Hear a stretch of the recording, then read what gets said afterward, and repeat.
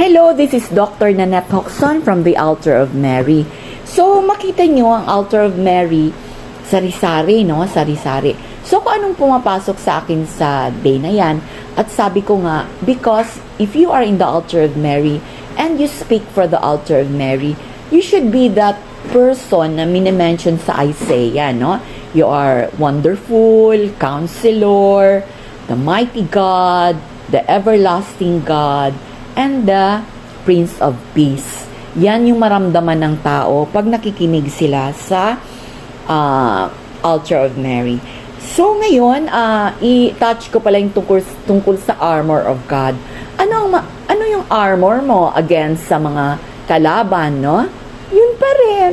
Love, joy, peace, kindness, gentleness, long-suffering, temperance, meekness, faith.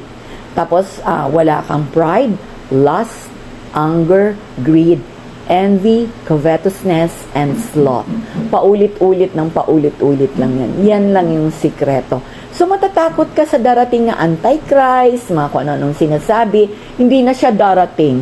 Takot niya lang sa mga anak ng Diyos or yung mga ng Diyos, yung mga sundalo ng Diyos, ng mga anak niya ngayon na puro love. Paano siya makakapasok sa isang lugar na puro love? 'Di ba? Hindi makapasok si Taning. That's why we are now winning, 'di ba?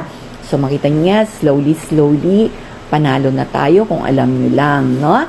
So, ayan, may mga kaguluhan dito sa atin, mga criminality, drugs, ganon. Kasi ginigising pa kayo, hindi pa rin kayo nagigising. Gising, no?